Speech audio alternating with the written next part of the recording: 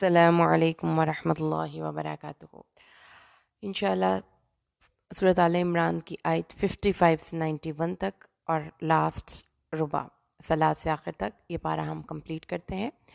اعوذ باللہ من الشیطان الرجیم، بسم اللہ الرحمن الرحیم۔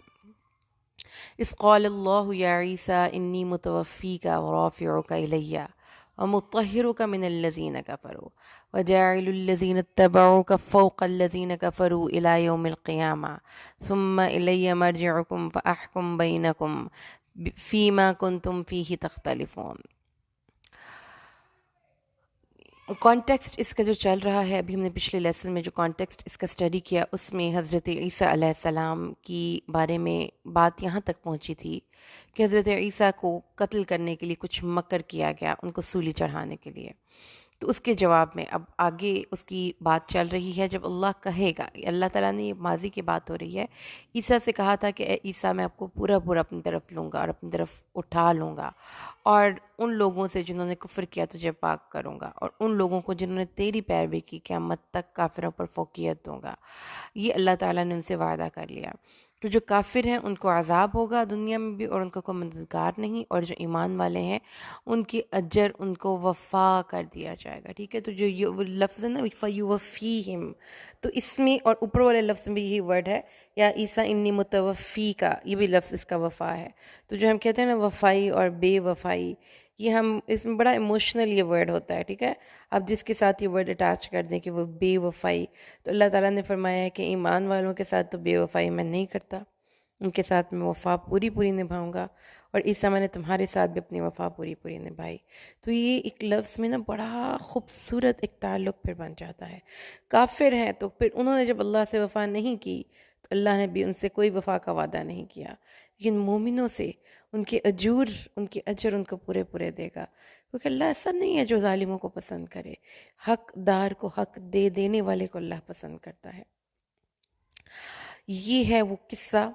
جس کی بنیاد پر سورت کا نام سورت آل عمران ہے۔ تو اللہ تعالیٰ نے فرمایا کہ اب کوئی یہ کہے کہ حضرت عیسیٰ بغیر باپ کے پیدا ہونے کی وجہ سے اللہ کہلائے جانے کے اور اللہ کا بیٹا کہلائے جانے کے مستحق ہیں،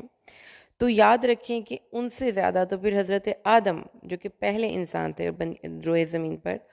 وہ تو نہ باپ سے پیدا ہوئے نہ ماں سے، ان کو تو اللہ نے اپنے کلمہ کن سے بنایا۔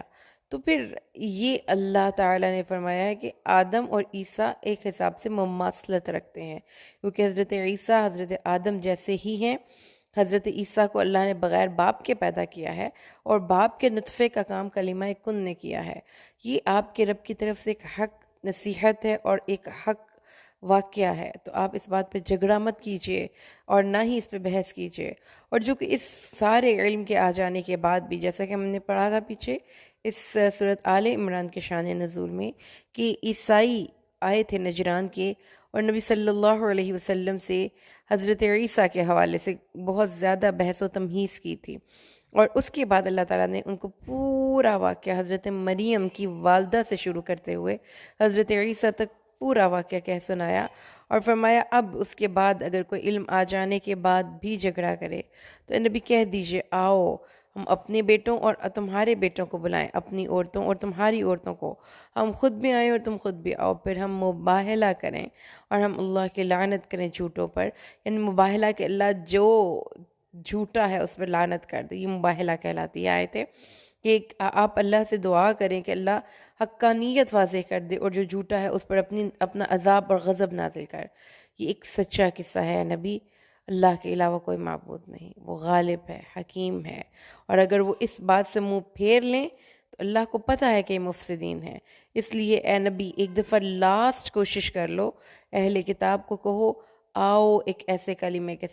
کی طرف جو ہمارے اور تمہارے درمیان یکساں طور پر مانا جاتا ہے، کہ ہم اللہ کے علاوہ کسی کی عبادت نہ کریں اور اس کے ساتھ کسی کو شریک نہ ٹھہرائیں، اور کوئی ہم میں سے بعض کو اللہ کے علاوہ چھوڑ کر رب نہ بنائے۔ تو ایک دعوت دی گئی اہل کتاب کو کہ اپنا شرک چھوڑ دیں۔ تو شرک اللہ تعالیٰ کی ذات میں، اس کی صفات میں، اس کی عبادات میں، اس کی الوہیت میں، اس کے اپنے اقتدار میں ہم سمجھیں کہ کوئی اللہ جیسا بھی ہے، ایک بھی کسی کے ذہن میں خیال آ گیا تو وہ شرک ہے، اور شرک بغیر توبہ کے معاف نہیں ہوتا۔ اور نہ ہی ہم میں سے بعض کو رب بنائے، اس کا مطلب کیا ہے؟ جو اللہ نے اختیارات اپنے پاس رکھے ہیں اس کا حامل ہم کسی اور کو سمجھ لیں تو یہ دراصل ہم اللہ کے اختیارات کو شیئر کر رہے ہیں۔ اگر وہ منہ پھیر لیں تو اے نبی کہہ دیجئے کہ گواہ رہو کہ ہم مسلمان ہیں۔ پھر اس کے بعد اہل کتاب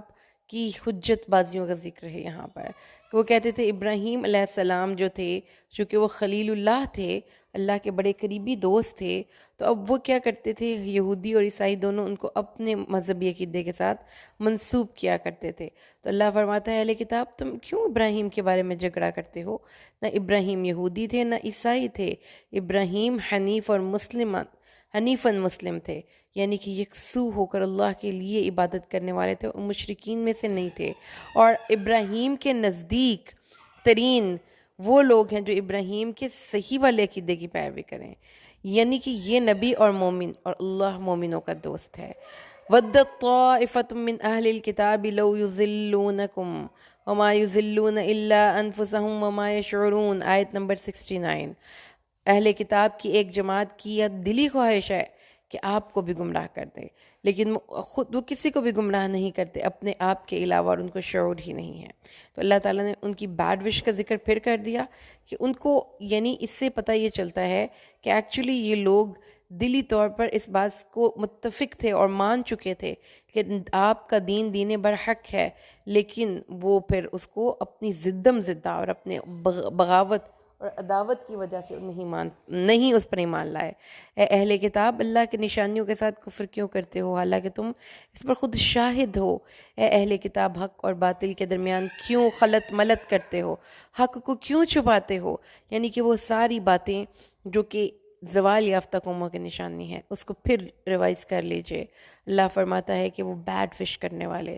اپنے ایکشن کی اصلاح کرنے کے بجائے دوسروں کی ٹانگیں کھینچنے والے، اللہ کی آیات کو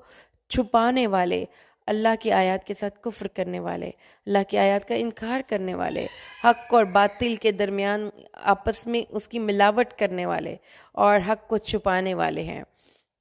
اور پھر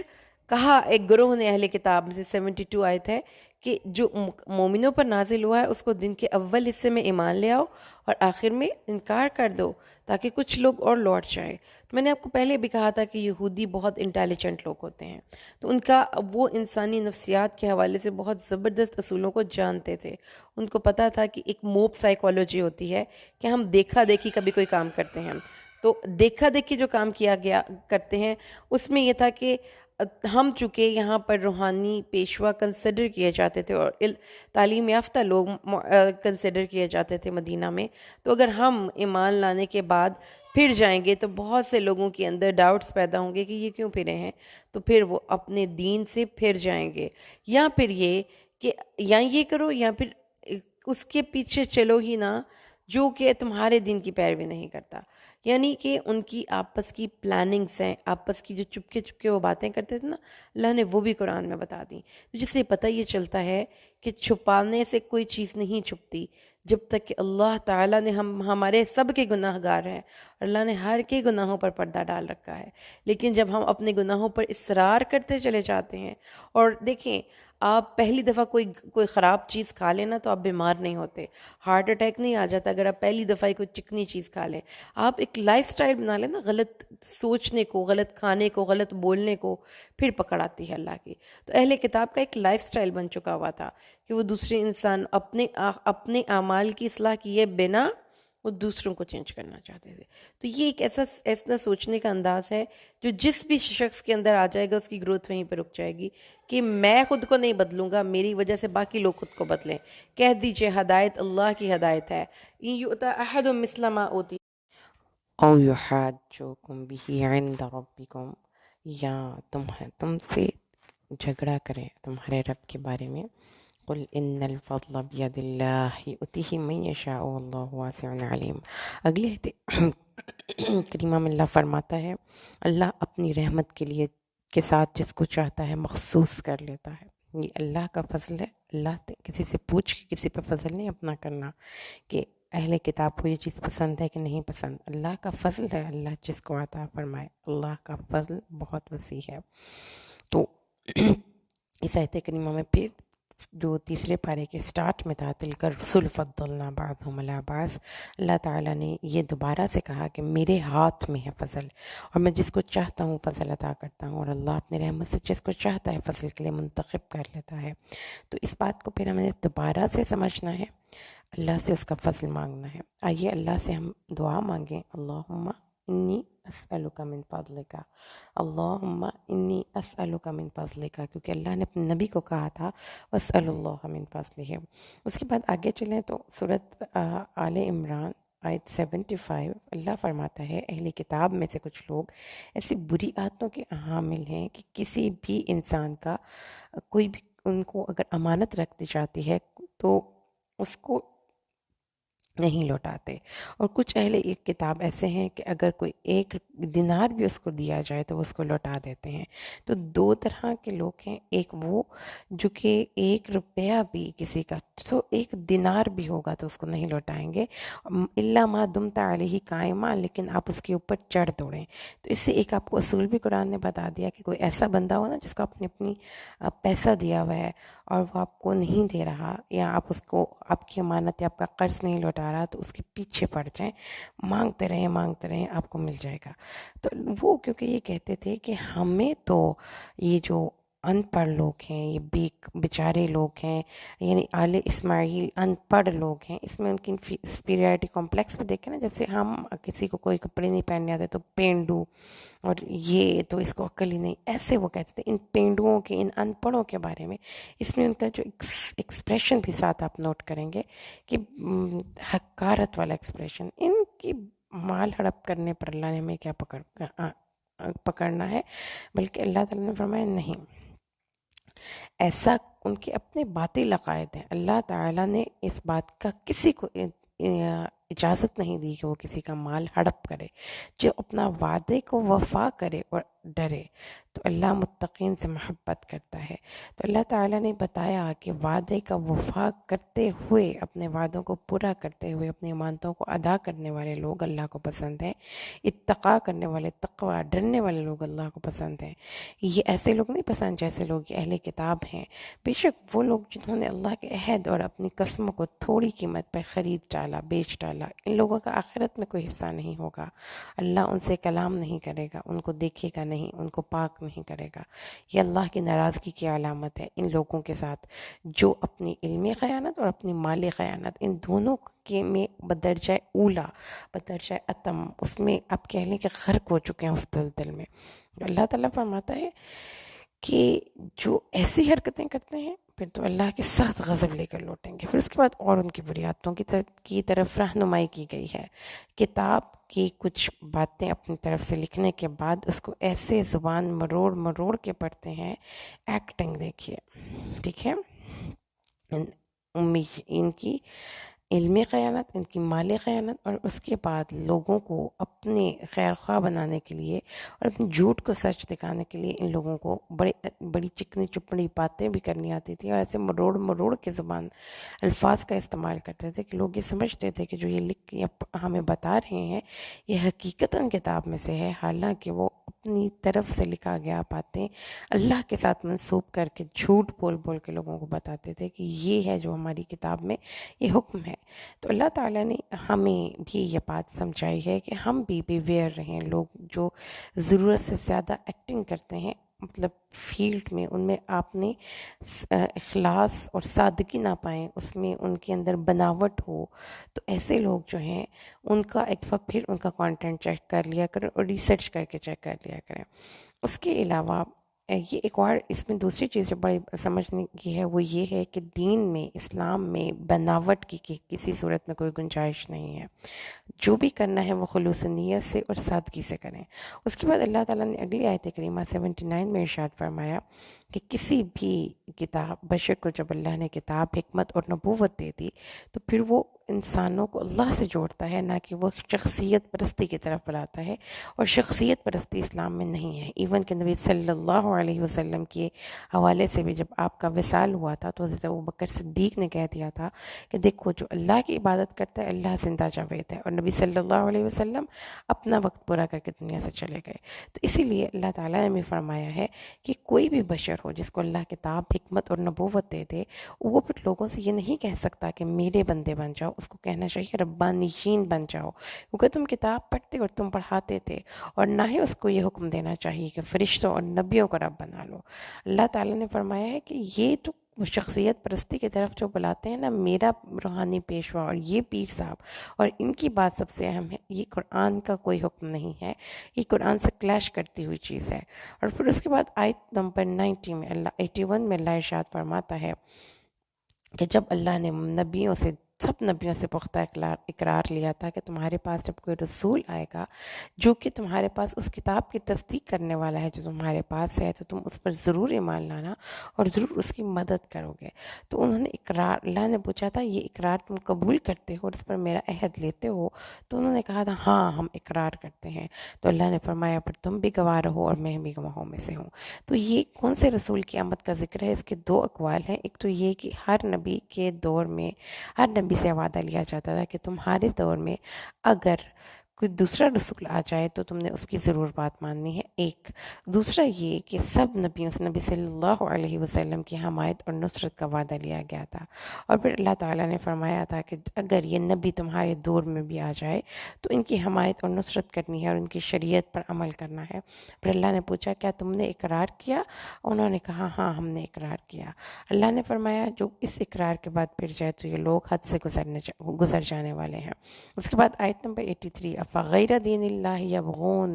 وَلَهُ أَسْلَمَ مَن فِي السَّمَاوَاتِ وَالْأَرْضِ طَوْعًا وَكَرْهًا وَإِلَيْهِ تُرْجَعُونَ، کہ اللہ کا دین چھوڑ کر یہ کسی اور دین کے پیچھے چل رہے ہیں، اس کو تلاش کرنا چاہتے ہیں۔ اللہ کی اطاعت اور فرما برداری صرف تم بھی نہیں کرتے، اس کے لیے زمین و آسمان کا ذرہ ذرہ مطیع و فرما بردار ہے۔ اور قرآن پاک میں اللہ نے فرمایا کہ اللہ نے آسمان اور زمین سے کہا میری اطاعت پہ آتے ہو خوشی سے یا ناخوشی سے؟ تو زمین و آسمان نے کہا تھا ہم خوشی سے اطاعت کرتے ہیں۔ اللہ کے فرشتے، اللہ تعالیٰ کی نورانی مخلوق، اللہ تعالیٰ کی تمام حشرات، اللہ تعالیٰ کی چونٹیاں، اللہ تعالیٰ کی مچھلیاں،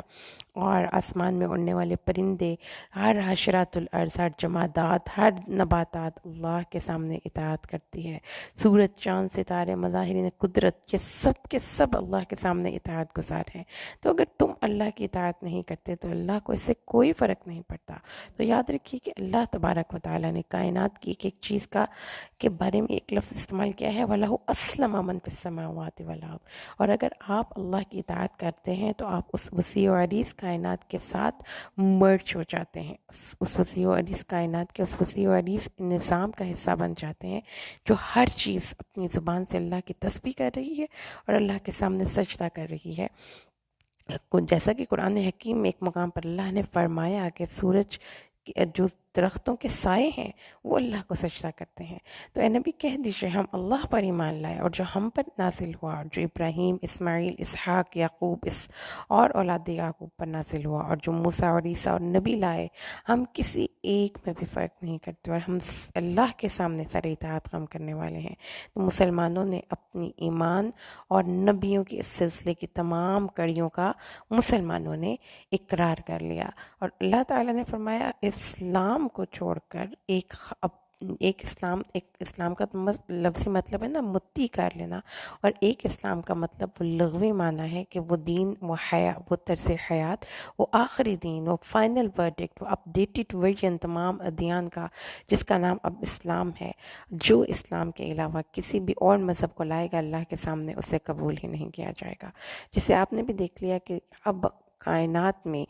اس دنیا میں اللہ کے سامنے پاس ہونے کا معیار واحد ایک ہی ہے، اور وہ کیا ہے؟ نبی صلی اللہ علیہ وسلم کی لائی ہوئی شریعت پر عمل کرنا ہے اور اپنا دین اسلام کو بنانا ہے۔ اس کے علاوہ پیچھے جتنے بھی ادیان تھے اب وہ اسلام کے آنے کے بعد منسوخ ہو چکے ہیں، اور اسلام سب دینوں پر اب غالب آنے کے لیے آیا ہے۔ اللہ فرماتا ہے آیت نمبر 86 میں، اللہ کسی قوم کو کیسے ہدایت دی جو اپنے ایمان لانے کے بعد کافر ہو چکی؟ تو اللہ تعالیٰ نے نے ایک اصول بتا دیا ہدایت کے لیے. وہ کیا ہے کہ ہدایت طالب ہدایت کو ملتی ہے. جس کے دل میں ہدایت کی طلب نہیں اس شخص کو ہدایت بھی نہیں مل سکتی. جس قوم میں ایمان آیا، رسول آیا، کتاب آئی، انہوں نے سب کو جھٹلایا، تو پھر ایسے کے ظالموں کو پھر اللہ بھی ہدایت نہیں دیتا. ان ظالموں کی سزا یہ ہے کہ ان کے اوپر لعنت ہو، فرشتوں کی، انسانوں کی اور سب کی، اور اس لعنت میں وہ ہمیشہ ہمیشہ رہیں گے، اور ان سے عذاب بھی ہلکا نہیں کیا جائے گا، اور ان کو کوئی مہلت نہیں دی جائے گی. ہاں وہ لوگ الذین تابوا من بعد ذالک، آیت نمبر 89، اور وہ لوگ جنہوں نے اس کے بعد توبہ کی اور اصلاح کر لی تو اللہ بخشنے والا مہربان ہے. بے شک وہ لوگ جنہوں نے کفر کیا اپنے ایمان لانے کے بعد اور اپنے کفر میں اور بڑھ گئے، ان کی توبہ قبول نہیں کی جائے گی. یہ لوگ گمراہ ہیں. اللہ تعالیٰ نے ایک بہت ہی پیارا یہاں پہ اصول اور بہت ہی پیارا مضمون ریفر کیا ہے، اور وہ کیا ہے؟ ہدایت کے لیے ملنے کے لیے کچھ شرطیں ہیں. جو قوم اپنے دل کی خوشی سے اللہ کے راستے کو چھوڑتی ہے، اپنے دل کی خوشی سے اس راستے کو ترک کر کے نظر انداز کرتی ہے اور یہ سمجھتی ہے کہ ہم امپورٹنس نہیں دیتے، تو اللہ فرماتا ہے کہ یہ بات اپنے دل سے نکال دو کہ تم امپورٹنس نہیں دیتے، تم لوگوں نے اپنی مرضی سے اللہ کے رسول کو چھوڑا، اب بدلہ سن لو، تم پر لعنت کر دی گئی اللہ کی، فرشتوں کی اور سب انسانوں کی، اور اس لعنت میں وہ ہمیشہ رہیں گے، ان سے یہ عذاب ہلکا ہی نہیں کیا جائے گا. اور یہ لوگ کبھی بھی، اللہ تعالیٰ فرماتے ہیں، ان لوگوں سے یہ عذاب ہلکا نہیں کیا جائے گا، ان کی توبہ قبول نہیں کی جائے گی، یہ گمراہ ہے. تو یاد رکھیے کہ ہدایت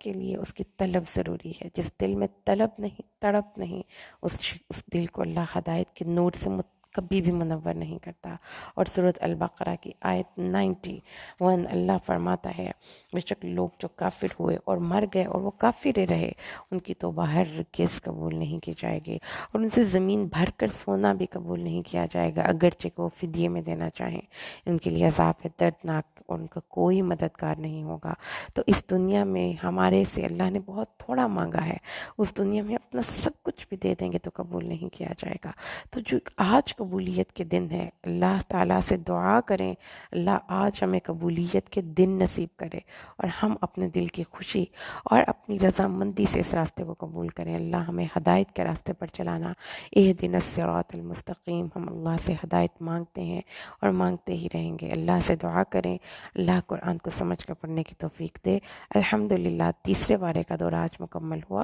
اللہ تعالیٰ اس کا ثواب میرے والدین، میرے اساتذہ اور ان تمام لوگوں تک پہنچائے جنہوں نے اس دورہ قرآن کو مکمل کرنے میں میرا ساتھ اور تعاون کیا. اللہ سے دعا ہے اللہ ہمیں قرآن کو سمجھ کر پڑھنا اور اس پر عمل کرنا آسان کر دے. اس کو ہمارے لیے امام، نور، ہدایت اور روشنی بنائے. اس کو ہمارے لیے سفارش بنائے. اس کو ہمارے لیے جنت کا ٹکٹ بنائے. ہمارے لیے حاملین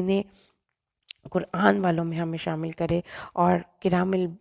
جو قرآن کا ماہر